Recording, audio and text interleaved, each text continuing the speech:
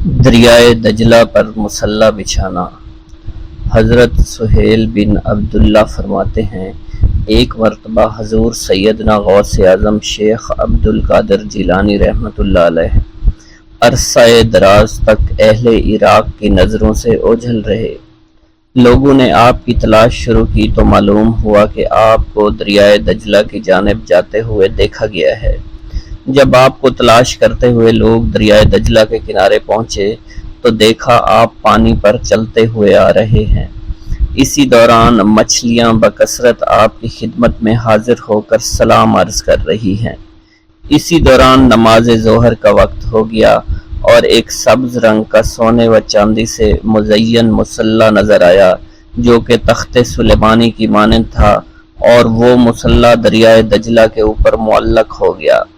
جب وہ مصلی بچھ گیا تو بہت سے لوگ آئے اور اس مصلی کے برابر کھڑے ہو گئے۔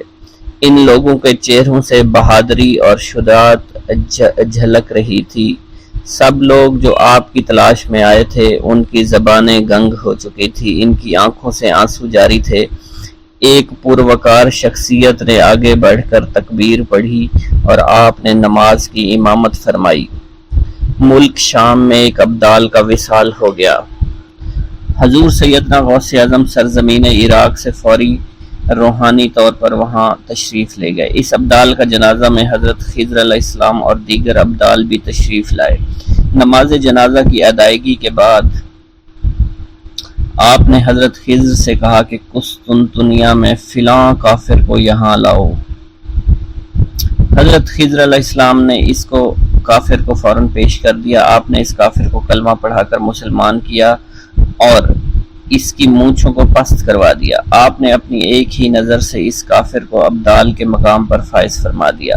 آپ نے تمام ابدالوں کو مخاطب کرتے ہوئے فرمایا کہ میں اسے وصال پانے والے ابدال کے مقام پر تعینات کرتا ہوں، جس پر تمام ابدالوں نے اپنے سر تسلیم خم کر دیے۔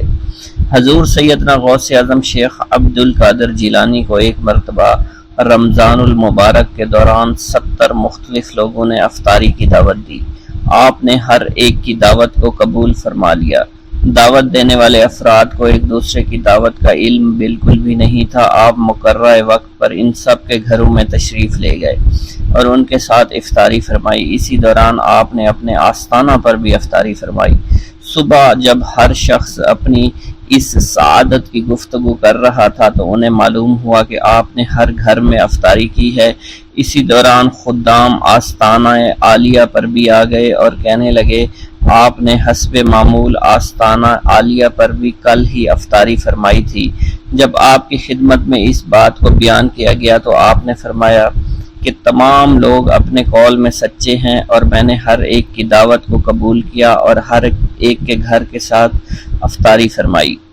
منقول ہے خلیفہ وقت نے جب ابو یحییٰ بن سعید جو کہ ابن المزاحم ظالم کے نام سے مشہور تھا کو قاضی کے عہدے پر تعینات کیا، حضور سیدنا غوث اعظم ممبر پر جلوہ افروز ہوئے اور خلیفہ کو مخاطب کرتے ہوئے فرمایا کہ تم نے ایک ظالم شخص کو قاضی مقرر کیا ہے، کل جب تم اللہ تعالیٰ کی بارگاہ میں حاضر ہوگے تو اس وقت کیا جواب دو گے؟ خلیفہ کو جب آپ کی اس خطاب کی خبر ہوئی تو وہ کانپ اٹھا، رونا شروع کر دیا۔ اس نے فوراً ابو یحییٰ کو قاضی القضاء کے عہدے سے معزول کر دیا۔ حضرت شیخ ابو عباس خضر حسین فرماتے ہیں، ایک رات ہم سب حضور سیدنا غوث اعظم کی خدمت میں حاضر تھے۔ خلیفہ وقت حاضر ہوا اور آپ کی خدمت میں سلام کرنے کے بعد مؤدب ہو کر وہ بیٹھ گیا۔ اس نے آپ کی خدمت میں 10 تھیلیاں دیناروں سے بھری ہوئی پیش کرنا چاہیے، لیکن آپ نے انہیں قبول کرنے سے انکار کر دیا۔ جب خلیفہ کا اصرار زیادہ ہوا تو آپ نے ان میں سے 2 تھیلیوں کو پکڑ کر نچوڑا جس میں سے خون ٹپکنا شروع ہو گیا۔ آپ نے خلیفہ سے فرمایا، تم لوگوں کا خون نچوڑ کر میرے پاس لائے ہو۔ اس کی بات سن کر خلیفہ بے ہوش ہو گیا۔ آپ نے فرمایا، اگر مجھے خلیفہ کے آل رسول اللہ صلی اللہ علیہ وسلم کی عزت نہ ہوتی تو میں اس خون کو اس کے محلوں کی جانب بہا دیتا۔ حضرت شیخ ابو قاسم سے منقول ہے، حضور سیدنا غوث اعظم ہوا میں چلا کرتے تھے، فرماتے تھے کہ سورج جب تک مجھے سلام نہ کرے نہیں نکلتا۔ ہر سال میرے پاس آ کر مجھے سلام کرتا ہے اور بتاتا ہے کہ مجھ میں فلاں فلاں واقعات ہوں گے۔ اسی طرح مہینہ، ہفتہ اور دن مجھے سلام کرنے کے لیے آتے ہیں اور بتاتے ہیں کہ ہم فلاں فلاں امر وقوع پذیر ہوں گے۔ مجھے اپنے رب کی قسم لوح محفوظ میں نیک و بد میری آنکھوں کے سامنے پیش کیا جاتا ہے۔ میں مشاہدہ خداوندی اور علم خداوندی کے سمندروں میں غوطہ زن رہتا ہوں۔ میں تم سب پر حجت اللہ ہوں۔ میں روح زمین پر رسول اللہ صلی اللہ علیہ وسلم کا نائب اور وارث ہوں۔ شیخ المشائخ حضرت ابو قاسم خلف سے منقول ہے، فرماتے ہیں حضرت ابو عمرو عثمان بن اسماعیل نے مجھے 905 ہجری میں بغداد بھیجا تاکہ میں ان کے لیے حضرت امام احمد بن حنبل کی کتاب مسند امام احمد کا نسخہ لا سکوں۔ جب میں بغداد شریف آیا میں نے لوگوں کا حضور سیدنا غوث اعظم کی جانب مائل دیکھا۔ مجھے معلوم ہوا کہ آپ جو کہتے وہ وقوع پذیر ہو جاتا۔ دفتن میرے دل میں یہ خیال آیا کہ یہ اگر میرے دل کی بات بتا دیں تو میں ان کی ولایت کا قائل ہو جاؤں گا۔ چنانچہ میں نے خلاف عادت بات سوچی کہ جب میں ان کے پاس جاؤں سلام کروں تو یہ میرے سلام کا جواب نہ دیں، مجھ سے منہ پھیر کر اپنے خدام سے کہیں کہ اس آنے والے کو ایک چھوارے کا ٹکڑا اور شہد کا ایک دانگ لاؤ، اور جب یہ دونوں چیزیں آ جائیں تو آپ مجھے کلہ پہنائیں اور میرے سلام کا جواب دیں۔ حضرت ابو قاسم فرماتے ہیں یہ سب دل میں سوچتے ہوئے میں ان کے پاس جا پہنچا۔ میں نے آپ کو سلام کیا، آپ نے میرے سلام کا جواب دینے کی بجائے منہ پھیر لیا۔ اپنے خادم سے کہا جاؤ چھوارے کا ٹکڑا اور شہد کا دانگ لاؤ جو دانہ بھر سے زیادہ نہ ہو۔ اللہ عز و جل کی قسم آپ نے وہی الفاظ دہرائے جو میرے دل میں تھے۔ پھر جب خادم وہ چیزیں لے آیا تو آپ نے میرے سامنے پیش کی اور مجھے کلاه پہنانے کے بعد میرے سلام کا جواب دیا اور فرمایا اے خلف تو یہی چاہتا تھا۔ حضرت ابو قاسم خلف بن عیاش شافی فرماتے ہیں میں دل سے آپ کی عظمت کا قائل ہو گیا، آپ کی خدمت میں رہ کر احادیث کا علم حاصل کیا۔ حضرت شیخ ابو مظفر منصور فرماتے ہیں میں حضور صلی اللہ علیہ وسلم حضور سیدنا غوث اعظم رحمۃ اللہ علیہ کی خدمت میں حاضر ہوا۔ اس وقت میں جوان تھا اور میرے پاس فلسفہ علم الروح کی ایک کتاب تھی۔ آپ نے مجھ سے فرمایا اے منصور یہ کتاب تیرا برا ساتھی ہے، اٹھو اسے دھو دو۔ حضرت شیخ ابو مظفر منصور فرماتے ہیں مگر میرے دل نے اس کو دھو ڈالنا مناسب نہیں سمجھا۔ اس کتاب میں منقول چند مسائل مجھے بے حد مرغوب تھے۔ میں نے ارادہ کیا کہ میں آپ کے سامنے سے اٹھوں اور اس کی کتاب کو گھر لے جاؤں۔ آپ نے میری جانب دیکھا اور مجھ سے اٹھا نہ گیا اور میری حالت قیدی کسی ہو گئی۔ آپ نے مجھ سے فرمایا کتاب دو۔ میں نے جب اسے کھولا تو وہ سفید کاغذ تھے جس پر کوئی حرف نہ لکھا ہوا تھا۔ آپ نے اس کتاب کی ورقگردانی شروع کر دی اور فرمایا یہ کتاب فضائل قرآن ہے اور یہ محمد بن زریش کی تصنیف ہے۔ حضرت شیخ ابو مظفر منصور فرماتے ہیں پھر آپ نے وہ کتاب مجھے واپس فرما دی۔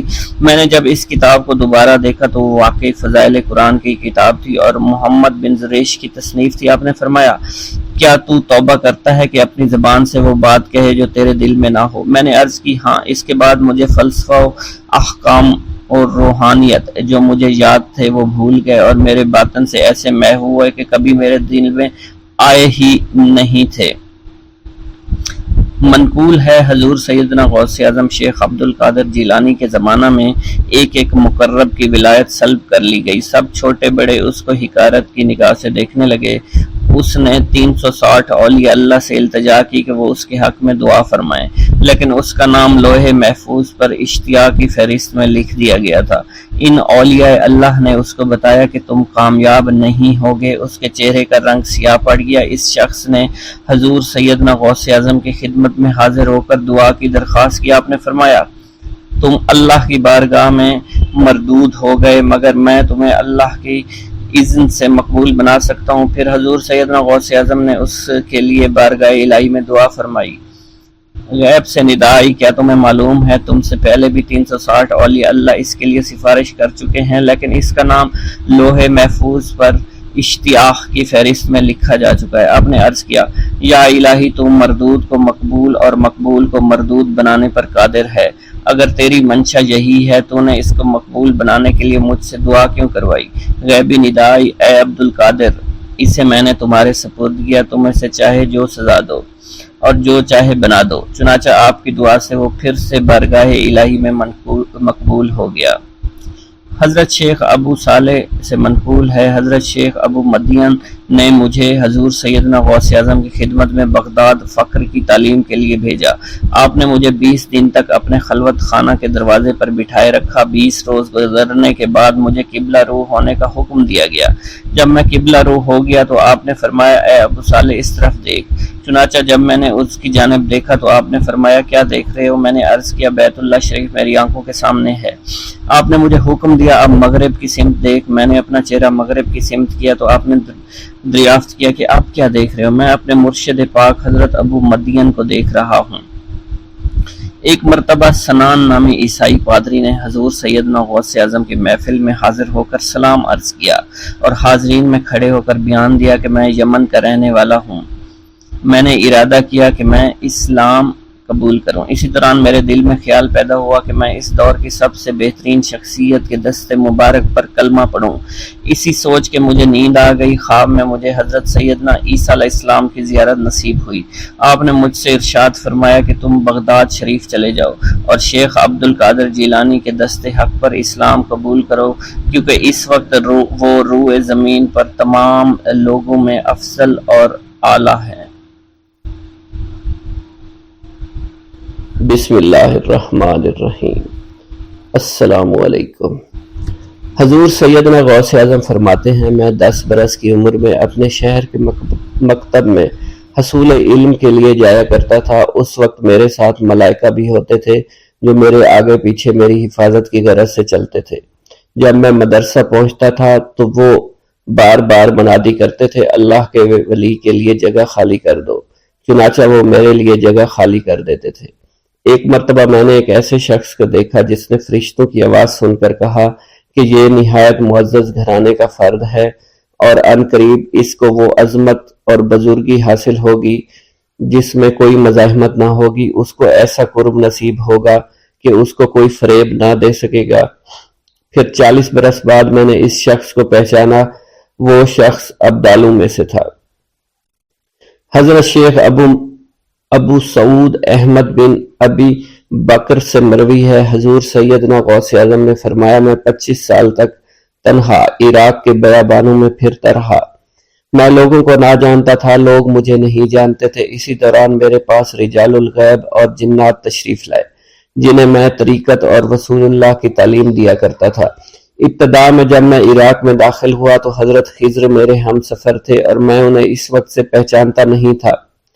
ان کے ساتھ میرا معاہدہ ہوا کہ میں ان کے کسی حکم کی خلاف ورزی نہیں کروں گا۔ ایک مرتبہ انہوں نے مجھے ایک جگہ بیٹھنے کا حکم دیا، میں اسی جگہ 3 سال بیٹھا رہا۔ سال میں ایک مرتبہ حضرت خضر میرے پاس تشریف لاتے اور فرماتے یہی تیرا مقام ہے جہاں تجھے پہنچایا گیا ہے۔ اس عرصہ کے دوران تمام نفسانی خواہشات مجھ پر انسانی شکل میں وارد ہوئیں، لیکن اللہ نے مجھے ہر موقع پر استقامت عطا فرمائی اور مجھے ان خرافات سے بچائے رکھا۔ ابتدا میں میرا نفس مجاہدہ کا کوئی طریقہ اختیار کرتا تو میں اس پر قائم ہو جایا کرتا تھا اور کسی چیز کو قبول نہیں کرتا تھا۔ ایک طویل مدت تک اپنا گلا گھونٹتے ہوئے میں نے مدائن کے جنگلوں میں مجاہدات میں مشغول رہا۔ حضور سیدنا غوث اعظم فرماتے ہیں میں نے اپنے نفس کو مختلف مجاہدوں اور ریاستوں اور مشقتوں میں ڈالے رکھا۔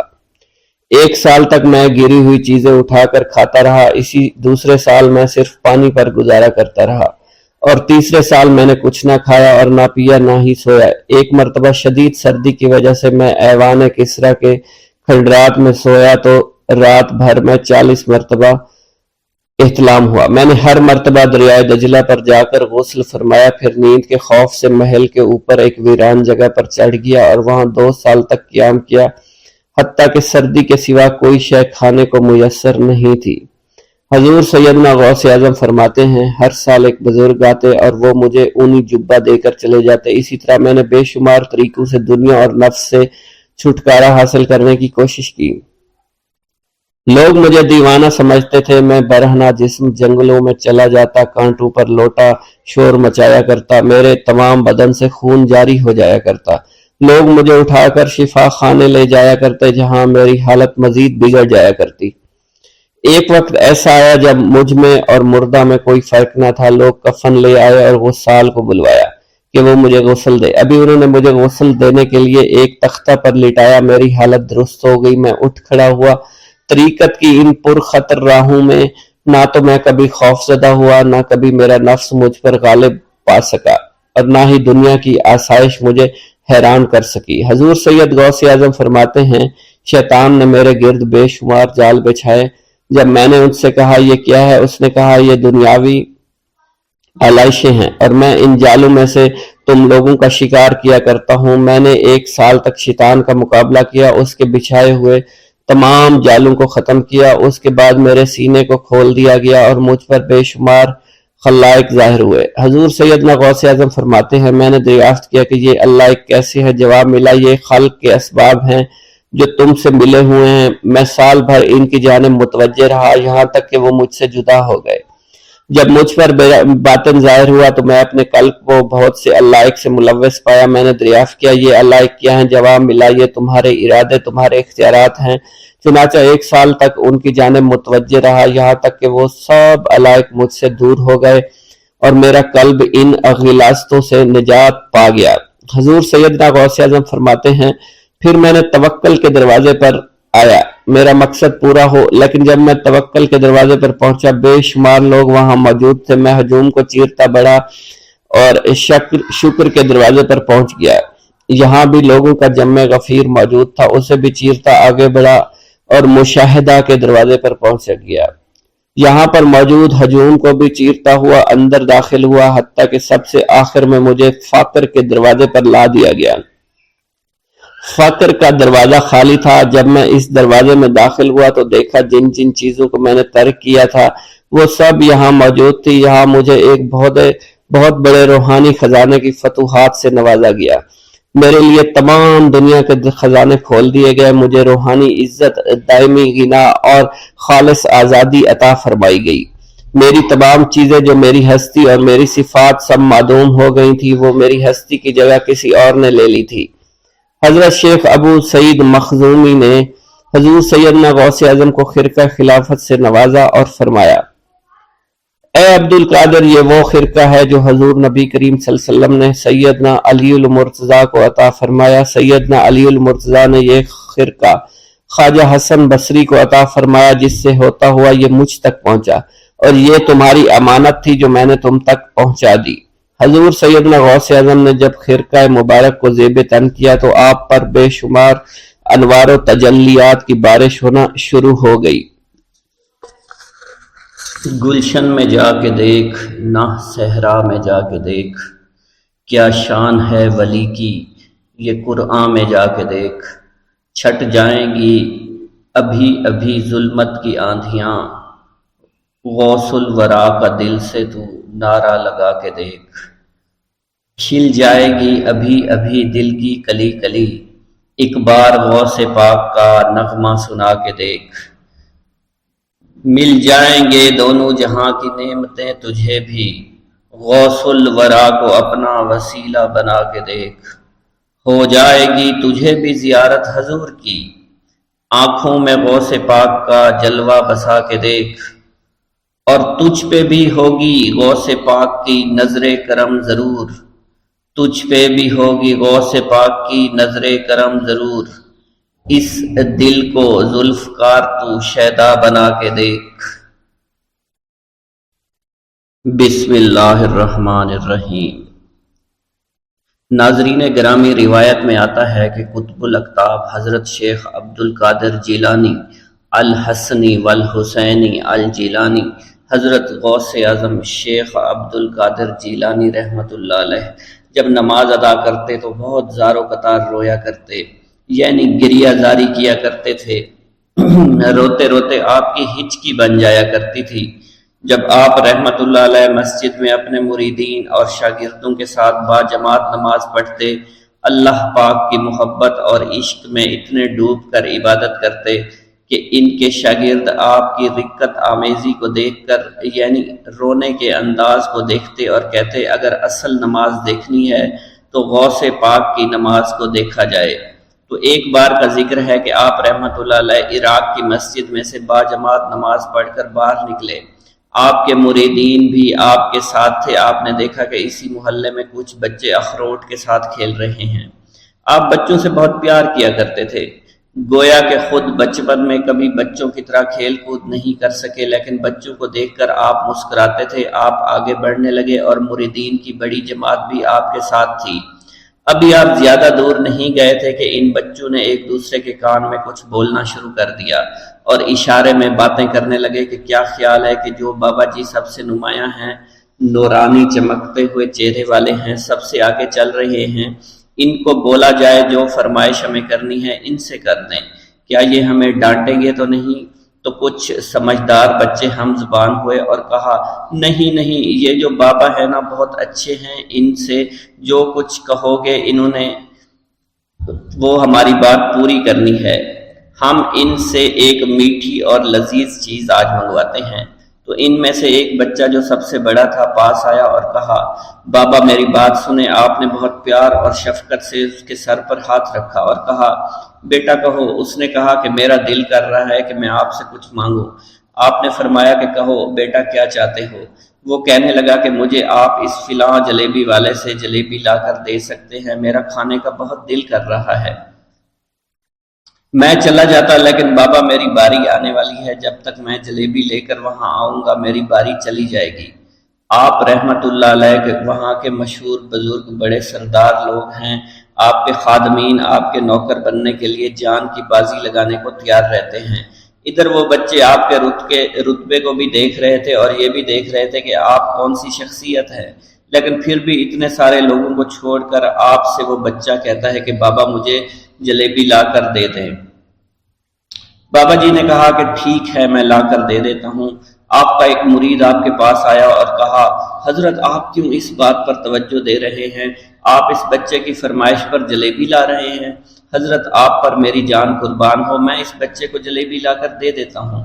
آپ رحمت اللہ علیہ نے اسے اپنے ہاتھ کے اشارے سے منع فرمایا اور کہا اس نے مجھ سے کہا ہے نا تو میں ہی اس کی خواہش کو پورا کروں گا۔ پھر آپ رحمت اللہ علیہ اس جلیبی والے کے پاس تشریف لے گئے اور جلیبی والا کچھ دیر پہلے اداس بیٹھا ہوا تھا۔ آپ رحمت اللہ علیہ اس کی دکان میں تشریف لے گئے تو وہ خوشی خوشی سے جھومنے لگا۔ آپ رحمت اللہ علیہ نے اس جلیبی والے سے جلیبی لی، اس نے خوشی خوشی آپ رحمت اللہ علیہ کے ہاتھوں میں جلیبی تھما دی۔ وہ آدمی لگ بھگ 70 سال کا تھا، اس بڑھاپے میں بھی وہ کام کرنے پر مجبور تھا۔ اس کی آنکھوں میں آپ رحمت اللہ علیہ کو دیکھ کر آنکھوں سے آنسو آ گئے۔ اس نے روتے ہوئے کہا اللہ کا لاکھ لاکھ شکر ہے، اس نے میری دعا سن لی۔ آپ نے میری دکان میں قدم رکھے تو کئی دنوں سے آپ کے انتظار میں یہاں بیٹھا ہوا تھا۔ میں جانتا تھا کہ آپ ضرور میری دکان پر تشریف لائیں گے۔ آپ رحمت اللہ علیہ نے فرمایا تمہیں کیسے پتا تھا کہ میں تمہاری دکان پر آؤں گا؟ وہ کہنے لگا کہ حضرت عرصہ ہوا ہے، کئی مہینوں سے میرا کاروبار نہیں چل رہا تھا، میرا کاروبار دن بدن ٹھپ ہوتا جا رہا تھا، فاقوں تک کی نوبت آ گئی تھی۔ مجھے اپنی فکر نہیں تھی لیکن اپنے چھوٹے چھوٹے بچوں کی تھی۔ اس بڑھاپے میں اللہ تعالیٰ نے اولاد تو دی لیکن ان کو پالنے کا کوئی بندوبست نہیں ہو رہا تھا۔ میں نے اپنی اس پریشانی کا ذکر کسی سے کیا تو اس نے کہا کہ عراق کے ایک شہر میں چلے جاؤ، وہاں پر کوئی ایک فقیر ہے، اس سے دعا کراؤ، وہ جس کے لیے دعا کرتے ہیں اس کا کام بن جاتا ہے۔ میں اتنا پریشان تھا کہ اس آدمی کے کہنے پر اس فقیر سے ملنے چلا گیا۔ اس کی تلاش کر کے میں نے اس سے کہا تم میرے لیے دعا کرو تاکہ میرے کاروبار میں ترقی ہو جائے اور میرے رزق میں برکت ہو جائے اور تنگ دستی دور ہو جائے تاکہ میں بیوی بچوں کا پیٹ پال سکوں۔ فقیر مجھے دیکھ کر کہنے لگا کہ تم پیران پیر غوث اعظم دستگیر رحمت اللہ علیہ کو نہیں جانتے؟ میں نے کہا میں نہیں جانتا۔ وہ کہنے لگا حیرت ہے کہ تمہیں یہ پتہ نہیں کہ تم ان کو جانتے ہی نہیں کہ ولیوں کے سردار ہیں۔ میں تو بہت چھوٹا سا فقیر ہوں، میری دعاؤں میں اتنا اثر نہیں کہ وہ غوث اعظم رحمت اللہ علیہ ہیں، جس کے لیے بھی دعا کریں اس کا بیڑا پار ہو جایا کرتا ہے، اور جب اس دور میں غوث پاک رحمت اللہ علیہ خود موجود ہے تو پھر ہمارا کیا مقام ہوگا ان کی دعا کے آگے؟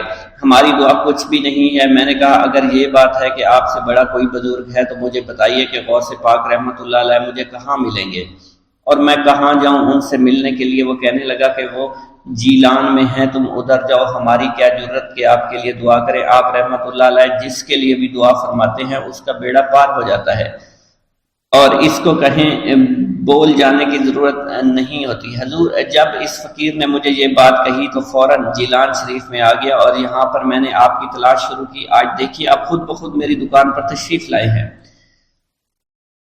اب دیکھیے کہ آپ کے آنے سے کیسا نور میری دکان میں آ گیا ہے۔ حضور میرے حق میں دعا فرما دیجئے، اللہ پاک میری زندگی کو آسانیاں عطا فرمائے، مجھے اپنی بیوی اور بچوں کی بہت فکر ہے۔ آپ رحمۃ اللہ علیہ نے فرمایا پریشان ہونے کی ضرورت نہیں، اللہ تعالیٰ سب معاملات ٹھیک فرما دے گا۔ یہ کہہ کر آپ تشریف لے گئے، اس بچے کے پاس آئے اور اس کے ہاتھ میں جلیبی تھما دی۔ ابھی وہاں سے جانے والے تھے، دوسرا بچہ آیا، اس نے کہا کہ بابا آپ نے اسے تو جلیبی لا کر دی ہے، مجھے بھی لا کر دیں۔ آپ نے اس سے بھی تسلی دی اور کہا میں تمہیں بھی جلیبی لا کر دے دیتا ہوں بیٹا۔ یہ دیکھ کر مریدین بہت غصہ ہونے لگے اور کہا کہ حضور ہم اس بچے کو جلیبی لا کر دے دیتے ہیں، آپ کیوں زحمت کرتے ہیں؟ لیکن آپ نے فرمایا نہیں، یہ بچے مجھ سے کہہ رہے ہیں نا، میں ان کا نہیں ٹال سکتا۔ حضور آپ بہت مصروف شخصیت ہے، کیوں ان چھوٹے بچوں کی باتیں سن رہے ہیں؟ آپ نے ہاتھ کے اشارے سے انہیں روکا اور فرمایا اللہ تعالیٰ نے ہمیں جس کام کے لیے چنا ہے بس وہ کام ہی ہم کر رہے ہیں، تم لوگ اللہ پاک کی حکمت کو نہیں سمجھ رہے۔ پھر آپ جتنی بار وہ بچے آپ کو بھیجتے رہے، آپ رحمۃ اللہ علیہ ان کے لیے جلیبیاں لاتے رہے، حتیٰ کہ آخری بچے کو بھی آپ نے جلیبی لا کر دے دی اور وہ مزے سے کھانے لگے۔ جلیبی کھانے کے بعد وہ آپ کو دعائیں کرنے لگے اور کہا آپ بہت اچھے انسان ہیں، جیسا کہ آپ کے بارے میں ہم نے سنا تھا آپ ویسے ہی ہیں، آپ اخلاق کے بہت عمدہ ہیں، آپ کی سخاوت کے بارے میں ہم نے جتنا سن رکھا تھا آپ اتنے ہی سخی ہیں، ہم آپ سے بہت خوش ہوئے۔ آپ رحمۃ اللہ علیہ مسکرائے، بچوں کی خوشی دیکھ کر آپ کو دلی اطمینان ملا۔ اب ایک اور نماز کا وقت ہو رہا تھا، آپ نے مریدین سے کہا کہ چلو نماز پڑھنے کے لیے مسجد میں چلتے ہیں۔ وہ سب مل کر مسجد میں چلے گئے اور اللہ کی عبادت میں مصروف ہو گئے۔ بھوک اللہ کے خزانوں میں سے ایک خزانہ ہے۔ حضرت شیخ ابو محمد فرماتے ہیں ایک روز میں حضور سیدنا غوث اعظم کی خدمت میں ایسی حالت میں حاضر ہوا کہ فاقہ سے تھا اور میرے اہل و عیال بھی کئی دنوں سے بھوکے تھے۔ میں نے آپ کی خدمت میں سلام عرض کیا تو آپ نے میری دلی کیفیت کو بھانپتے ہوئے فرمایا اے جونی، بھوک اللہ تعالیٰ کے خزانوں میں سے ایک خزانہ ہے اور اللہ عز و جل جس کو دوست رکھتا ہے اس کو فاقہ کی نعمت عطا فرما دیا کرتا ہے۔ حضرت شیخ زین الدین فرماتے ہیں ایک مرتبہ میں اور ایک میرا دوست حج کی ادائیگی کے بعد بغداد شریف آئے۔ بغداد شریف میں ہم کسی کو جانتے نہیں تھے اور ہمارے پاس صرف ایک قبضہ کمان تھی جسے فروخت کر کے ہم نے کچھ چاول خریدے اور انہیں پکایا۔ ہم ان چاولوں سے سیر نہ ہو سکے اور نہ ہی ہمیں کوئی لطف محسوس ہوا۔ بعد ازاں ہم حضور سیدنا غوث اعظم کی محفل میں حاضر ہوئے تو آپ کچھ کلام فرما رہے تھے۔ ہمیں دیکھتے ہی آپ نے اپنا کلام قطع کر لیا اور فرمانے لگے حجاز مقدس سے کچھ مہمان آئے اور ان کے پاس قبضہ کمان کے سوا کچھ نہ تھا جسے انہوں نے فروخت کر کے چاول خریدے اور انہیں پکا کر کھایا، لیکن نہ ہی وہ سیر ہوئے اور نہ ہی لطف اندوز۔ حضرت شیخ زین الدین ابو الحسن علی بن ابو طاہر ابراہیم انصاری فرماتے ہیں ہم نے جب حضور سیدنا غوث اعظم کا یہ کلام سنا تو ہم نہایت حیران ہوئے۔ محفل کے اختتام پر آپ نے دسترخوان بچھوایا۔ میں نے آہستگی سے اپنے دوست سے اس کی پسندیدہ چیز کے متعلق پوچھا تو اس نے کہا حلوہ کھانا چاہتا ہے اور میرے دل میں اس وقت شہد کی خواہش پیدا ہوئی۔ ابھی یہ سب کچھ ہمارے دلوں میں ہی تھا کہ حضور سیدنا غوث اعظم نے اپنے خادمین کو حکم دیا جاؤ حلوہ شہد لے آؤ۔ خادمین نے حکم کی، تعمیل کی اور حلوہ اور شہد ہمارے سامنے لا کر رکھ دیا۔ آپ کا اس طرح ہمارے دلوں کی بات پر مطلع ہونے سے ہم حیران رہ گئے۔ حضرت ابو حفص عمر بن صالح بغدادی ایک مرتبہ اپنی اونٹنی کو ہانکتے ہوئے حضور سیدنا غوث اعظم کی خدمت میں حاضر ہوئے۔ عرض کرنے لگے حضور میں حج کے لیے بیت اللہ شریف جانا چاہتا ہوں مگر میری یہ اونٹنی میرا ساتھ دینے کے قابل نہیں ہے۔ اور فی الحال میرے پاس کوئی دوسری سواری بھی نہیں ہے۔ آپ نے اس اونٹنی کی پشت پر ہاتھ پھیرا۔ اس کے بعد حضرت ابو حفص عمر بن صالح بغدادی نے اس اونٹنی کو ایڑی لگائی تو وہ اونٹنی بیت اللہ شریف تک بھاگتی ہی چلی گئی اور کوئی دوسری سواری اس کے قریب نہیں پہنچ سکی۔ حضرت ابو حامد فرماتے ہیں میں ایک مرتبہ بغداد شریف میں حضور سیدنا غوث اعظم کی خدمت میں حاضر ہوا اور اپنا مصلی آپ کے نزدیک بچھا کر بیٹھ گیا۔ آپ نے مجھ سے فرمایا اے حامد تم عنقریب بادشاہوں کے دسترخوان پر بیٹھو گے۔ چنانچہ جب میں ہران واپس پہنچا تو سلطان نور الدین زنگی نے مجھے اپنے پاس رہنے پر مجبور کر دیا اور مجھے اپنا مصاحب خاص مقرر کر دیا اور ناظم اوقاف مقرر فرمایا۔ حضرت شیخ ابو المظفر اسماعیل سے منقول ہے کہ ایک مرتبہ حضرت شیخ الہیتی بیمار ہو گئے۔ حضور سیدنا غوث اعظم ان کی عیادت کے لیے تشریف لائے۔ آپ نے ان کے نزدیک کھجور کے 2 درخت دیکھے جو 4 سال سے خشک تھے اور ان پر پھل نہیں آتا تھا۔ آپ نے ان درختوں کے نیچے بیٹھ کر وضو کیا اور 2 رکعت نماز ادا فرمائی۔ کچھ دن گزرنے کے بعد ان درختوں پر پھل لگ گئے اور وہ دوبارہ سے سرسبز و شاداب ہو گئے۔ جھولی کو میری بھر دو ورنہ کہے گی دنیا، ایسے سخی کا منگتا پھرتا ہے مارا مارا۔ مولانا عبد الرحمن جامی فرماتے ہیں حضور سیدنا غوث اعظم کا ایک مرید آپ کے ہمراہ مسجد کی جانب جا رہا تھا۔ جمعہ کا دن تھا۔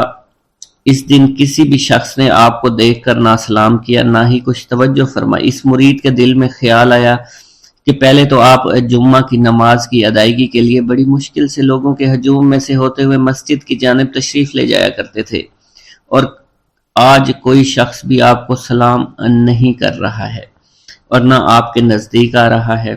مولانا عبد الرحمن جامی فرماتے ہیں ابھی یہ خیال اس مرید کے دل میں ہی تھا کہ حضور سیدنا غوث اعظم نے مسکرا کر اس مرید کو دیکھا، پھر لوگوں کا ایک جمع غفیر اکٹھا ہو گیا اور ہر کوئی آپ سے سلام کرنے کا خواہش مند تھا، یہاں تک کہ اس مرید اور آپ کے درمیان ہجوم حائل ہو گیا۔ اس مرید کے دل میں یہ خیال آیا کہ یہ پہلا حال اچھا تھا جب میں اور آپ تنہا تھے۔ مولانا عبد الرحمن جامی فرماتے ہیں حضور سیدنا غوث اعظم شیخ عبد القادر جیلانی نے ایک مرتبہ پھر اس مرید کی دلی کیفیت کو بھانپتے ہوئے فرمایا تمہیں معلوم نہیں لوگوں کے دل میری مٹھی میں ہیں، میں انہیں چاہوں تو پھیر دوں، چاہوں تو اپنی جانب متوجہ کر لوں۔ ایک مرتبہ ایک عورت حضور سیدنا غوث اعظم کی خدمت میں بیٹے کو لے کر حاضر ہوئی۔ عرض کیا میرے اس بیٹے کو آپ سے دلی لگاؤ ہے، آپ اسے اپنی غلامی میں قبول فرما لیں، میں اللہ عز و جل اور آپ کی خاطر اپنے بیٹے پر اپنے حق کو معاف کرتی ہوں۔ آپ نے اس لڑکے کو قبول فرما لیا۔ چند روز بعد وہ عورت اپنے بیٹے سے ملنے کے لیے آئی تو وہ لڑکا آپ کے حکم سے مجاہدات میں مشغول تھا اور بے حد کمزور اور لاغر ہو چکا تھا۔ اس عورت نے جب آپ کو دیکھا تو آپ اس وقت مرغی کا گوشت کھا رہے تھے، آپ کے سامنے ہڈیاں پڑی ہوئی تھی۔ اس عورت نے آپ سے کہا کہ آپ خود تو مرغی کھاتے ہیں جبکہ میرا بیٹا سخت مجاہدات میں مشغول ہے۔ آپ نے اس عورت کی بات سننے کے بعد ہڈیوں کی جانب اشارہ کیا اور حکم دیا اللہ عز و جل کے حکم سے زندہ ہو جاؤ۔ آپ کا یہ فرمانا تھا کہ ان ہڈیوں سے ایک سالم مرغی زندہ کھڑی ہو گئی۔ آپ نے فرمایا کہ جب تیرا بیٹا اس منزل پر پہنچ جائے گا تو پھر جو چاہے گا کھائے گا۔ منقول ہے ایک مرتبہ حضور سیدنا غوث اعظم کو اللہ عز و جل کی جانب سے حکم ہوا کہ 700 مردوں اور 700 عورتوں کو واصل باللہ کریں۔ آپ نے اللہ کے اس فرمان کے مطابق مجمع عام میں نظر دوڑائی تو مجمع میں سے 700 مرد اور 700 عورتیں علیحدہ ہو گئیں۔ آپ نے ان پر نگاہ ولایت ڈالی تو وہ سب واصل اللہ ہو گئے۔ حضور سیدنا غوث اعظم مدینہ منورہ میں حضور نبی کریم کے روضہ مبارک پر حاضری دینے کے بعد باپیادہ بغداد شریف واپس تشریف لا رہے تھے۔ راستے میں ایک چور جو کہ ناکہ لگا کر کسی مسافر کا انتظار کر رہا تھا، اس نے آپ کو قریب آنے پر روک لیا۔ آپ نے اس چور سے دریافت کیا تم کون ہو؟ اس نے کہا دیہاتی ہوں۔ آپ کو بذریعہ کشف اس کی بدنیتی کی خبر ہو چکی تھی۔ اسی دوران اس چور کے دل میں خیال پیدا ہوا کہ یہ غوث اعظم ہوں گے۔ آپ نے اس کے دل کی بات کو بھانپتے ہوئے فرمایا کہ میں عبد القادر ہوں۔ چور نے جب آپ کی بات سنی فوراً قدموں میں گر پڑا اور معافی کا خواستگار ہوا۔ آپ کو اس کی حالت پر ترس آ گیا۔ آپ نے اللہ عز و جل کے حضور اس کے لیے دعا فرمائی تو ندائے غیبی سنائی دی، اے غوث اس چور کو سیدھے راستہ دکھاتے ہوئے قطب بنا دو۔ آپ نے اس چور کی جانب نگاہ دوڑائی تو آپ کے فیض روحانی سے قطب کے درجے پر وہ فائز ہو گیا۔ حضرت شیخ ابو عباس خضر بن عبداللہ بن جایہ حسینی فرماتے ہیں، ایک مرتبہ میں نے خلیفہ ابو المظفر یوسف عباسی کو حضور سیدنا غوث اعظم شیخ عبد القادر جیلانی کی خدمت میں موجود پایا۔ اس نے آپ سے کسی کرامت کو دیکھنے کی درخواست کی اور کہا کہ اس سے میرا دل مطمئن ہو جائے گا۔ حضور سیدنا غوث اعظم حضرت سیدنا شیخ عبد القادر جیلانی نے خلیفہ سے پوچھا کہ تو کیا چاہتا ہے؟ اس نے کہا کہ ایک سیب، اور اس وقت عراق میں سیبوں کا موسم نہ تھا۔ آپ نے اپنے دستے مبارک فضا میں بلند کیا اور دیکھتے ہی دیکھتے آپ کے ہاتھ میں 2 سیب آ گئے۔ آپ نے ایک سیب ابو المظفر کو دیا اور دوسرا خود رکھ لیا۔ ابو المظفر نے جب اپنا سیب چیرا تو اس میں سے کیڑا نکل آیا۔ اس نے جب اپنا سیب چیرا تو یہ اندر سے سفید تھا، اس میں سے کستوری کی خوشبو آ رہی تھی۔ ابو المظفر نے وجہ دریافت کی تو آپ نے فرمایا اس سیب میں سے کیڑا اس وجہ سے نکلا کیونکہ اس سیب کو ظالم کا ہاتھ لگا ہوا تھا۔ حضرت شیخ ابو محمد سے مروی ہے، ایک مرتبہ میں حضور سیدنا غوث اعظم کی خدمت میں بغداد شریف حاضر ہوا۔ کچھ دنوں تک آپ کے ہاں قیام پذیر رہا اور روحانی فیوز و برکات سے مالا مال ہوا۔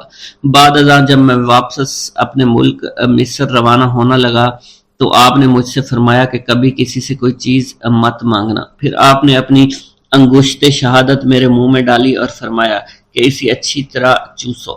چنانچہ میں نے آپ کے فرمان کے مطابق ایسا ہی کیا۔ جب میں آپ سے اجازت لینے کے بعد واپس اپنے ملک مصر روانہ ہوا تو بغداد شریف سے مصر تک کی طویل مسافت کے دوران مجھے کچھ بھوک محسوس نہیں ہوئی اور میں جوں جوں آگے بڑھتا رہا اپنے جسم میں توانائی کو پہلے سے زیادہ پاتا۔ بسم اللہ الرحمن الرحیم۔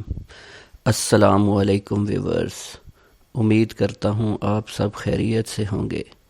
آج ہم آپ کو شیخ عبد القادر جیلانی رحمۃ اللہ علیہ کے بارے میں بتائیں گے۔ ایک تاجر کے حق میں آپ کا دعا کرنا۔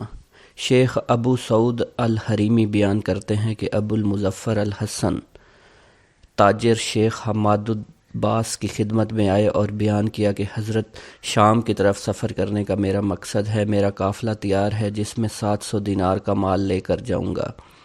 آپ نے اس سے فرمایا اگر تم اس سال سفر کرو گے تو مارے جاؤ گے اور تمہارا سارا مال لٹ جائے گا۔ یہ اس وقت عین عالم شباب میں تھے۔ آپ کا یہ قول سن کر نہایت مغموم ہو کر نکلے۔ راستے میں ان کی حضرت شیخ عبد القادر جیلانی سے ملاقات ہو گئی تو انہوں نے حضرت شیخ حماد کا مقولہ آپ سے ذکر کیا۔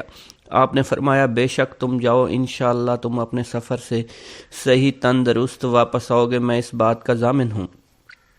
غرض یہ اپنے سفر کو گئے، شام جا کر 1000 دینار کو انہوں نے اپنا مال فروخت کیا۔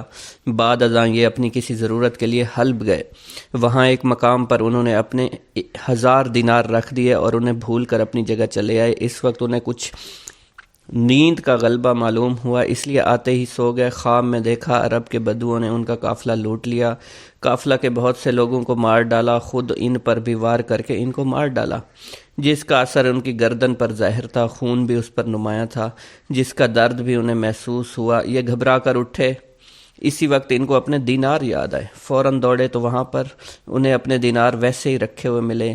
یہ ان کو لوگ لے کر اپنی جگہ پر آئے اور اب انہوں نے یہاں سے کوچ کیا، بغداد واپس آئے۔ جب بغداد آ چکے تو انہیں خیال ہوا کہ پہلے میں شیخ حماد کی خدمت میں حاضر ہوں تو وہ بزرگ کبیر بزرگ ہیں، اگر شیخ عبد القادر کی خدمت میں جاؤں تو وہ بھی اس بات کے مستحق ہیں کیونکہ میرے حق میں ان کا قول صادق آیا ہے۔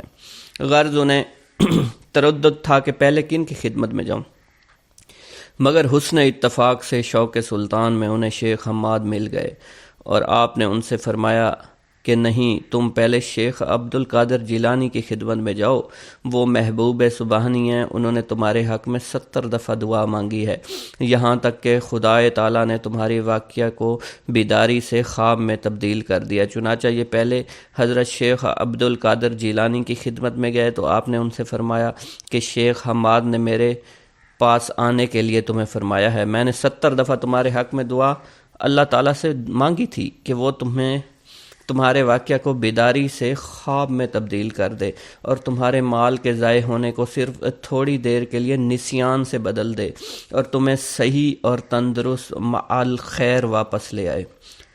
ایک بزرگ کا آپ کے مراتب و مناصب کی خبر دینا۔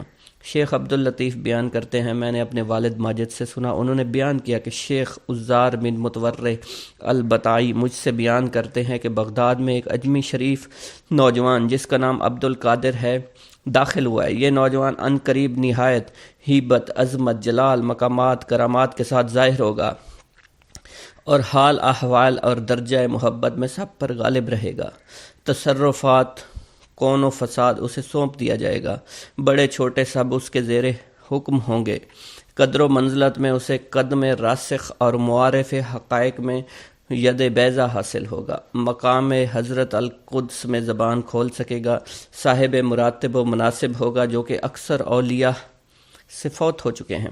ایضاً اسی طرح ایک بڑی جماعت نے آپ کے متعلق شیخ احمد رفاعی کا قول بیان کیا ہے کہ ہمارے شیخ منصور البطائخی کے روبرو حضرت شیخ عبد القادر جیلانی کا ذکر ہوا تو آپ نے ان کی نسبت فرمایا کہ وہ زمانہ عن قریب آنے والا ہے کہ ان کی طرف رجوع کیا جائے گا، عارفین میں ان کی وقت و منزلت زیادہ ہوگی اور وہ ایسے حال میں وفات پائیں گے کہ اس وقت اللہ اور اس کے رسول کے نزدیک روئے زمین میں ان سے زیادہ اور کوئی محبوب نہیں ہوگا۔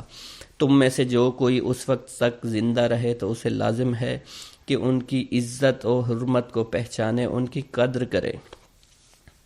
شیخ محمد بن الخضر بیان کرتے ہیں، میں نے اپنے والد ماجد سے سنا، انہوں نے بیان کیا کہ میں ایک وقت شیخ عبد القادر جیلانی کی خدمت میں حاضر تھا۔ مجھے اس وقت خیال آیا کہ مجھے شیخ احمد رفاعی سے بھی نیاز حاصل کرنا چاہیے۔ مجھے یہ خیال آتے ہی آپ نے فرمایا کہ خضر لو شیخ احمد رفاعی سے ملاقات کرو۔ میں نے آپ کی طرف نظر ڈولائی، مجھے ایک ذی ہیبت بزرگ دکھائی دیے، میں نے اٹھ کر سلام کیا، ان سے مصافحہ کیا۔ انہوں نے مجھ سے پوچھا، خضر، جو شخص کے شیخ عبد القادر جیلانی جیسے اولیاء اللہ کو دیکھ لے تو پھر اسے مجھ جیسے شخص سے ملنے کی کیا آرزو، کیونکہ میں بھی تو آپ کے ہی زیر اثر ہوں۔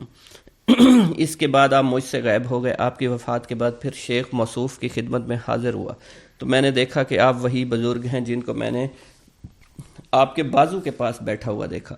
آپ نے مجھ کو فرمایا کہ تمہیں میری پہلی ملاقات کافی نہیں ہوئی۔ شیخ عبد البتائی بیان کرتے ہیں کہ شیخ عبد القادر جیلانی کی حیات بابرکات میں مجھے شیخ احمد رفاعی کی خدمت میں حاضر ہونے کا اتفاق ہوا تو میں جا کر آپ ہی کے نزدیک ٹھہرا اور کئی روز تک ٹھہرا رہا۔ ایک روز آپ نے مجھ سے فرمایا کہ آپ کچھ شیخ عبد القادر جیلانی کے حالات جو کچھ آپ کو معلوم ہوں بیان کریں۔ میں آپ کے حالات بیان کر رہا تھا، اتنے میں ایک شخص آیا، شیخ احمد رفاعی کی طرف اشارہ کر کے مجھ سے کہنے لگا کہ تم ہمارے سامنے آپ کے سوا کسی کا ذکر نہ کرو۔ تو آپ نے نہایت غصے ہو کر شخص کی طرف دیکھا، وہ مر گیا۔ پھر آپ نے فرمایا، شیخ عبد القادر جیلانی کے مراتب کو کون پہنچ سکتا ہے؟ آپ وہ شخص ہیں کہ بحر شریعت جس کی داہنی طرف، بحر حقیقت جس کی بائنی طرف ہے، جس میں سے چاہے پانی بھر لے۔ اس وقت آپ کا کوئی جواب نہیں۔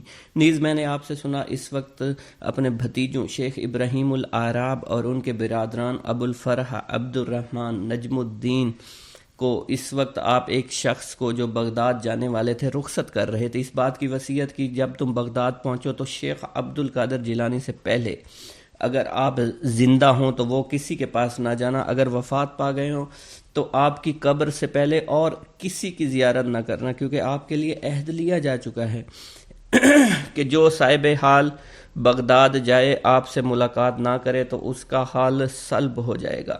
اس پر افسوس ہے جس سے آپ سے ملاقات نہیں ہوگی۔ شیخ خلیفہ تلمیذ شیخ ابو سعید کیلوبی بیان کرتے ہیں کہ مجھے ایک دفعہ بلاد سواد میں جانے کا اتفاق ہوا۔ وہاں میں نے ایک شخص کو ہوا میں بیٹھا ہوا دیکھا۔ میں نے اسے سلام کیا، اس سے پوچھا آپ ہوا میں معلق کیوں بیٹھے ہیں؟ انہوں نے بیان کیا کہ میں ہوا و ہوس کو چھوڑ کر تقوی پرہیزگاری کے تحت بیٹھا ہوا ہوں۔ شیخ بیان کرتے ہیں پھر جب میں حضرت شیخ عبد القادر جیلانی کی خدمت میں حاضر ہوا، میں نے اس شخص کو پھر آپ کے سامنے قبطۃ الاولیاء میں معلق ہوا میں مؤدب بیٹھے ہوئے دیکھا۔ اس وقت انہوں نے بہت سے حقائق و معارف کی باتیں کی، آپ سے دریافت کی جنہیں میں مطلق سمجھا نہیں۔ پھر آپ وہاں سے اٹھ گئے اور صرف میں رہ گیا۔ میں نے ان سے کہا کہ آپ یہاں موجود ہیں؟ انہوں نے کہا کیوں نہیں، کیونکہ ایسا ولی اور مقرب بھی ہے جس کی اس در پر آمد و رفت نہ ہو۔ پھر میں نے ان سے دریافت کیا کہ اس کی کیا وجہ ہے کہ میں آپ کا کلام مطلق نہیں سمجھا؟ انہوں نے کہا کہ ہر مقام کے احکام جدا ہوتے ہیں، ہر حکم کے معنی علیحدہ، ہر معنی کی عبارت، اور اس عبارت کو وہی سمجھ سکتا ہے کہ جو کہ اس کے معنی سے واقف ہو، اور معنی سے وہی واقف ہوتا ہے جو کہ حکمت سے آگاہ ہو، حکمت سے وہی آگاہ ہوتا ہے جو مقام عالی پر پہنچا ہو۔ اس کے بعد میں نے آپ سے کہا آپ نہایت مؤدب ہو کر آپ کے سامنے بیٹھے ہیں، تو انہوں نے کہا میں آپ کے سامنے مؤدب ہو کر کس طرح نہ بیٹھوں، حالانکہ آپ نے 100 رجال غیب پر جو ہوا میں معلق رہتے ہیں اور جن کے بجز مستثنیٰ لوگوں کے اور کوئی نہیں دیکھ سکتا، مجھے افسر بنایا ہے اور میں ہر طرح کے تصرفات کی آپ نے مجھے اجازت دی ہے۔ خلیفہ موصوف بیان کرتے ہیں کہ اس وقت امر ولایت آپ ہی کی طرف متنبع تھا، جس طرف آپ نظر اٹھا کر دیکھتے اسی طرف کے رہنے والے خواہ وہ مشرق و مغرب کے کسی حصہ میں رہتے ہوں کانپ اٹھتے تھے۔ آپ کی برکت و توجہ سے اس میں ترقی اور تضاعف کے امیدوار رہا کرتے تھے۔ شیخ عمر البز بیان کرتے ہیں کہ ایک روز کا واقعہ ہے، میں جمعہ کے دن آپ کے ہمراہ نماز جمعہ پڑھنے جا رہا تھا۔ اس روز راہ میں کسی نے آپ کو سلام نہیں کیا۔ مجھے خیال گزرا ہر جمعہ کو لوگوں کے ازدحام کی وجہ سے نہایت مشقت اور دشواری سے مسجد تک پہنچتے ہیں، مگر آج آپ کو کسی نے سلام نہیں کیا۔ مجھے اس کا خیال گزرنا تھا کہ لوگ چاروں طرف سے آپ کو سلام کے لیے دوڑے۔ پھر آپ مجھے دیکھ کر مسکرائے۔ میں نے اپنے جی میں کہا کہ یہ اور بھی بہتر ہے، تو آپ پھر مسکرائے اور فرمایا کہ عمر تم نے یہی چاہا تھا نا، کہ تمہیں یہ معلوم نہیں کہ لوگوں کے دل میرے ہاتھ میں ہیں، خواہ ان کی طرف کھینچ لوں اور خواہ اپنی طرف روک کے رکھوں۔ بسم اللہ الرحمن الرحیم۔ حضور سیدنا غوث العظم حضرت سیدنا عبد القادر جیلانی رحمۃ اللہ علیہ فرماتے ہیں کہ احوال کے مشاہدہ اور کشف کے وقت اولیاء اللہ پر افعال خداوندی میں سے ایسی ایسی چیزوں کا ظہور ہوتا ہے جو عقلوں کو سلب کر لیتی ہے اور عادات و رسوم کو بکھیڑ دیتی ہے۔ حضور سیدنا غوث اعظم فرماتے ہیں کہ افعال خداوندی 2 اقسام میں منقسم ہیں، نمبر 1 جلال، نمبر 2 جمال۔ اللہ رب العزت اولیاء اللہ کے قلوب پر اپنی دونوں صفات کے ساتھ تجلی فرماتا ہے۔ جلال اس کا قہر ہے اور جمال اس کی رحمت ہے۔ مشاہدہ اور کشف کے بعد اولیاء اللہ دور سے دیکھتے اور سنتے ہیں، انبیاء کرام کی ارواح کی زیارت نصیب ہوتی ہے، ملائکہ اور انبیاء سے کلام کی سعادت حاصل ہوتی ہے، اور یہ سب امور عقل اور عادات و رسوم کے خلاف ہیں۔ جس وقت اللہ کی تجلی قلوب پر ظاہر ہوتی ہے تو اس وقت قلوب میں سرور طاری ہو جاتا ہے۔ اللہ عز و جل ان کے ساتھ بہترین کلام فرماتا ہے، ان کو مختلف انواع و منازل کی بشارت دیتا ہے، اور انہیں وہ منازل نصیب ہوتی ہیں کیونکہ ابتدا سے ہی قلم نے ان چیزوں کو ان کے حق میں لکھ دیا ہے۔ اولیاء اللہ کے لیے عظمت اور جلال خوف کر دینے والا ڈر ہے اور قلب پر ایسا غلبہ لاتا ہے جس کا اثر بدن کے اعضاء پر بھی ظاہر ہوتا ہے۔ حضور نبی کریم صلی اللہ علیہ وسلم سے مروی ہے، خوف شدید کے باعث نماز کے دوران میں آپ کے سینہ مبارک سے ہانڈی کے ابلنے جیسی آواز سنی جاتی تھی، کیونکہ نماز میں آپ کو اللہ عز و جل کا جلال نظر آتا تھا اور آپ پر عظمت الہیہ کا انکشاف ہوتا تھا۔ اللہ عز و جل کے مشاہدہ کے وقت اولیاء اللہ کو جو بشارتیں ہوتی ہیں وہ حقیقت میں ان پر فضل طاری ہوتا ہے۔ اور فضل خداوندی کا ظہور ہو رہا ہوتا ہے۔ جب تک سالک اپنی ہستی میں فانی نہیں ہوتا، ذات حق کے ساتھ باقی نہیں ہو سکتا۔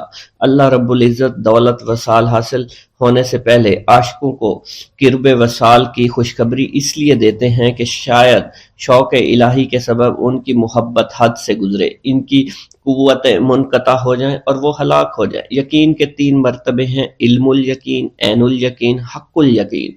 علم الیقین کے مرتبہ پر فائز ہونے پر سالک کو اس راز کا علم ہو جاتا ہے کہ محبوب حقیقی عالم کی صورت میں جلوہ نما ہے، اور حضور نبی کریم صلی اللہ علیہ وآلہ وسلم اس شاہد لم یزلی کے لیے مرت نامہ ہے۔ پھر جب سالک ترقی کی منازل طے کرتا ہے تو وہ عین الیقین کے مرتبہ پر فائز ہو جاتا ہے، جس سے مراد یہ ہے کہ محبوب حقیقی حضور نبی کریم کی زیارت سے مشرف ہونے لگتا ہے، اور اس کا یقین وحدت الوجود پر پختہ ہو جاتا ہے، اور پھر اسے بیداری میں بھی حضور نبی کریم کی حضوری کی سعادت نصیب ہوتی ہے۔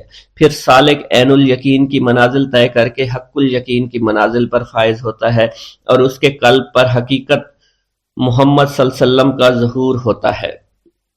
حضور سیدنا غوث اعظم حضرت سیدنا عبد القادر جیلانی رحمۃ اللہ علیہ فرماتے ہیں: اے سالک، تیرا حقیقی مقصد صرف اللہ ہے، یعنی تو اس جہان فانی میں صرف معرفت الہی کا شکار کھیلنے کے لیے آیا ہے، کیونکہ ارشاد باری تعالیٰ ہے پس اللہ کی طرف دوڑو۔ سالک کے لیے اس کا مقصود نہ آخرت ہے نہ دنیا، بلکہ اس کا مقصود صرف اور صرف اللہ عز و جل ہے اور نفس ہے، یعنی سالک اور اللہ کے درمیان حجاب نفس ہے۔ نفس سے مراد نفسانی خواہش ہیں، اور جب انسان اللہ عز و جل اور حضور نبی کریم کی اطاعت چھوڑ کر دنیاوی لذات شہوات میں مشغول ہو جاتا ہے تو اللہ عز و جل اس سے دور ہو جاتے ہیں۔ انسان 2 چیزوں کا مجموعہ ہے، بدن اور روح۔ اگر نفس کو غذا دی جائے تو بدن موٹا ہو جاتا ہے اور روح لاغر ہو جاتی ہے، اگر روح کو غذا دی جائے اور نفس کے ساتھ مجاہدہ کیا جائے تو اس سے روح موٹی تازی ہو جاتی ہے اور جسم لاغر ہو جاتا ہے۔ ارشاد باری تعالیٰ ہے: میں نے جن و انس کو اپنی عبادت کے لیے پیدا کیا ہے تاکہ وہ مجھے پہچانے۔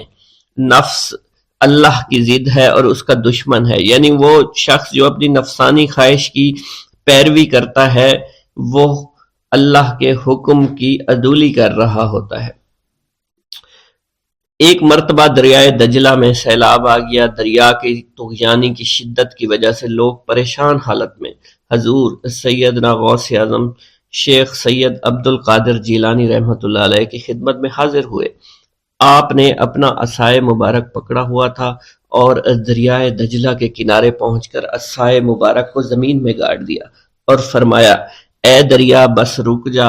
آپ کا فرمانا تھا کہ دریا کی طغیانی کم ہو گئی۔ حضرت شیخ عبد الجبائی سے منقول ہے: میری ملاقات ہمدان میں ایک شخص طریف سے ہوئی۔ یہ شخص دمشق کا رہائشی تھا۔ اس نے مجھے بتایا دوران سفر میری ملاقات بشر المفرزی سے ہوئی جو 14 اونٹوں پر شکر لادے ہوئے تھے۔ انہوں نے مجھے بتایا کہ دوران سفر میرا گزر ایک جنگل سے ہوا۔ رات کا وقت تھا، میرے پاس 4 اونٹ اس جنگل میں گم ہو گئے۔ میں نے ان کو بہت تلاش کیا لیکن کامیاب نہ ہوا، یہاں تک کہ صبح ہو گئی۔ میں نے پریشانی کے عالم میں حضور سیدنا غوث العظم حضرت سیدنا عبد القادر جیلانی کو پکارا، کیونکہ آپ نے دوران واز ایک مرتبہ فرمایا تھا کہ جب بھی کوئی مشکل درپیش ہو تو مجھے پکارو۔ چنانچہ میں آپ کو پکارنے لگا۔ اس دوران مجھے ایک ٹیلے پر ایک شخص دکھائی دیا جس نے سفید لباس زیب تن کر رکھا تھا۔ اس شخص نے مجھے ہاتھ سے ایک جانب اشارہ کیا۔ جب میں ٹیلے کے نزدیک پہنچا تو وہ شخص غائب ہو چکا تھا۔ جب میں نے اس شخص کی بتائی ہوئی سمت میں نظر دوڑائی تو مجھے اپنے 4 اونٹ ماں سامان کے نظر آ گئے جنہیں میں ہانک کر لے آیا۔ گرا ہے بلاؤں میں بندہ تمہارا، مدد کے لیے آؤ یا غوث اعظم۔ مریدوں کو خطرہ نہیں بحر غم سے کہ بیڑے کے ہیں ناخدا غوث اعظم۔ حضور سیدنا غوث اعظم شیخ عبد القادر جیلانی کی ایک عورت مرید تھی جس پر ایک فاسق بدبخت عاشق ہو گیا۔ ایک دن وہ عورت رفع حاجت کے لیے نزدیک پہاڑ کی ایک غار میں گئی تو اس فاسق بدبخت کو خبر ہو گئی۔ اس بدبخت نے غار میں جا کر عورت کو پکڑ لیا اور عزت لوٹنے کی کوشش کرنے لگا۔ اس عورت نے بآواز بلند شیخ عبد القادر جیلانی کو مدد کے لیے پکارا۔ آپ اس وقت مدرسہ میں وضو فرما رہے تھے۔ آپ نے اپنی کھڑاؤں کو اس غار کی سمت میں پھینکا، وہ کھڑائیں اس فاسق کے سر پر لگنا شروع ہو گئیں، جس سے وہ بدبخت ہلاک ہو گیا۔ وہ عورت آپ کی کھڑائیں لے کر آپ کی خدمت میں حاضر ہوئی اور حاضرین محفل کے سامنے سارا ماجرا بیان کر دیا۔ بسم اللہ الرحمن الرحیم۔ حضور سیدنا غوث اعظم کی پرورش نہایت ہی بابرکت ماحول میں ہوئی۔ آپ نے ابتدا میں گوشہ نشینی اختیار کی اور خود کو دنیاوی غلاظتوں سے پاک رکھا۔ آپ نے 51 برس کی عمر میں شادی کی۔ جب آپ سے اس کے بارے میں دریافت کیا گیا تو آپ نے فرمایا، جب مجھے حضور نبی کریم صلی اللہ علیہ وسلم نے نکاح کی اجازت دی تو میں نے نکاح کر لیا۔ حضور سیدنا غوث اعظم رحمۃ اللہ علیہ نے اپنی ذات کو اللہ عز و جل کی خوشنودی کے لیے وقف کر رکھا تھا۔ آپ کی راتیں جاگ کر گزرتی تھی اور ساری رات آپ مراقبہ اور مشاہدہ میں گم رہتے تھے۔ آپ کی عادت مبارکہ تھی کہ آپ سجدہ کو دراز کرتے تھے اور بیٹھ کر مراقبہ فرماتے تھے۔ اسی دوران آپ کا جسم مبارک نورانی شعاؤں کے زیر اثر ہوتا تھا اور کئی مرتبہ آپ ان نورانی شعاؤں میں غائب ہو جایا کرتے تھے۔ حضور شیخ ابو عبداللہ بن حسنین بن ابی فضل فرماتے ہیں کہ سیدنا غوث اعظم کے بعض دہقانی مریدین ہر سال آپ کے لیے گیہوں بوتے تھے اور جائز طریقہ سے اسے پالتے تھے۔ پھر آپ کے بعض مریدین اسے پیستے، آپ کے لیے ہر روز 4 یا 5 روٹیاں پکاتے اور شام کو آپ کے پاس روٹیاں لے کر آتے تھے۔ آپ حاضرین میں ایک ایک ٹکڑا تقسیم کر دیتے اور جو بچ جاتا وہ اپنے لیے رکھ لیتے تھے۔ حضرت شیخ خضر حسینی سے منقول ہے کہ حضور سیدنا غوث اعظم نے ایک شکستہ دل فقیر کو دیکھا۔ آپ نے اس سے اس کی کیفیت کے متعلق دریافت کیا تو اس نے کہا کہ میں آج دریا کے کنارے گیا اور ملاح سے کہا کہ وہ مجھے دریا کے پار لے جائے۔ اس نے انکار کر دیا۔ میں اپنے اس افلاس کے سبب پریشان اور شکستہ دل ہوں۔ ابھی اس فقیر کا کلام جاری تھا کہ ایک شخص آپ کی خدمت میں حاضر ہوا اور 30 دینار آپ کی خدمت میں پیش کر دیے۔ آپ نے وہ دینار اس فقیر کو دے دیے اور فرمایا کہ اس ملاح سے کہنا کہ کسی فقیر کا سوال رد مت کیا کرے۔ حضرت شیخ معمر کا بیان ہے کہ میں نے حضور سیدنا غوث اعظم سے زیادہ کسی کو درگزر فرمانے والا نہیں دیکھا۔ آپ کی عطا کا یہ عالم تھا کہ ایک محفل میں 400 لوگوں کو ولایت کے مقام اعلیٰ تک پہنچا دیا کرتے تھے۔ بھوکوں کو کھانا کھلانا اور بیواؤں کی حاجت روائی کرنا آپ کا معمول تھا۔ جب کسی بیمار کے متعلق سنتے فوراً اس کی عیادت کے لیے تشریف لے جایا کرتے۔ فقراء کو آپ کے در سے بغیر سوال کیے عطا ہو جایا کرتا۔ حضور سیدنا غوث اعظم نے فرمایا کہ مخلوق سے کنارہ کشی سے قبل علم حاصل کرو، کیونکہ جو شخص علم کے بغیر عبادت کرتا ہے وہ اصلاح سے زیادہ فساد میں مبتلا ہو جاتا ہے۔ تمہیں چاہیے کہ شمع شریعت اپنے ہمراہ لے کر علم کی روشنی میں عمل کرو، پھر اللہ تعالیٰ تمہیں علم لدنی کا وارث بنا دے گا جس سے تم ناواقف ہو۔ تمہیں چاہیے کہ تمام اسباب و ذرائع سے تعلق منقطع کر کے رشتہ داروں اور احباب سے جدائی اختیار کر لو، تاکہ تم اپنے زہد کی وجہ سے اپنے قوت باطنی اور اپنے حسن ادب کا مشاہدہ کر سکو۔ خدا کے علاوہ تمام عالم اسباب سے اس خوف سے منقطع ہو جاؤ تاکہ تمہاری شمع معرفت نہ بجھ جائے، اور جب تم 40 دن ایک چلہ اپنے رب کے لیے مخصوص کر دو گے تو تمہارے قلب سے حکمت کے چشمے جاری ہو جایا کریں گے اور تم معرفت الہی کی تپش کا مشاہدہ کرنے لگو گے، جس کو حضرت موسیٰ علیہ السلام نے اپنے شجر قلب پر محسوس کیا تھا۔ اس کیفیت کے بعد تم اپنے نفس و خواہش، اپنے شیطان، اپنی طبیعت اور اپنے وجود سے کہو گے کہ ٹھہر جا، میں نے اس آگ کا مشاہدہ کر لیا ہے جو قلب موسیٰ علیہ السلام سے روشن ہوئی تھی۔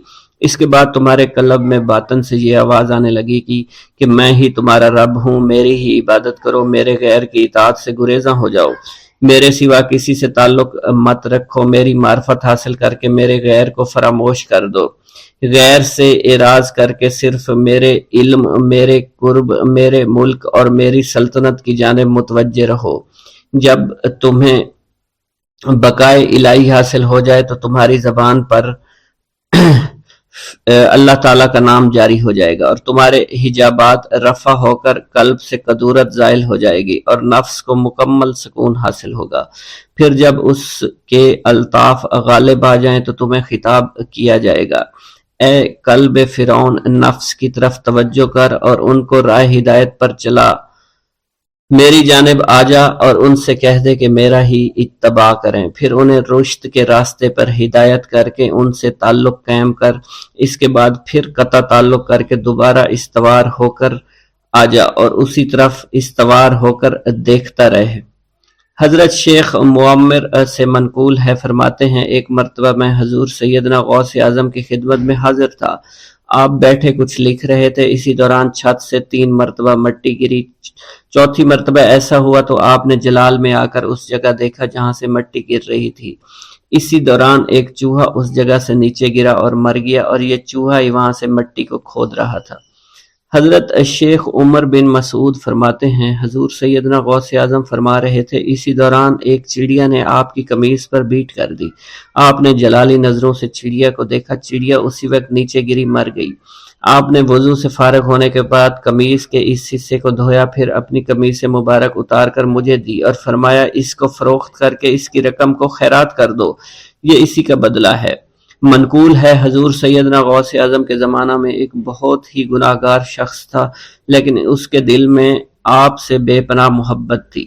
جب اس کے مرنے کے بعد اس کو دفن کیا گیا تو قبر میں منکر نکیر نے سوالات کیے، تو اس نے ہر سوال کے جواب میں شیخ عبد القادر کہا۔ منکر نکیر نے اللہ کی بارگاہ میں اس کے جواب کو پیش کیا تو حکم ہوا، اگرچہ یہ بندہ فاسقوں میں سے ہے لیکن یہ میرے محبوب جو کہ صادقین میں سے ہیں ان سے محبت رکھتا ہے۔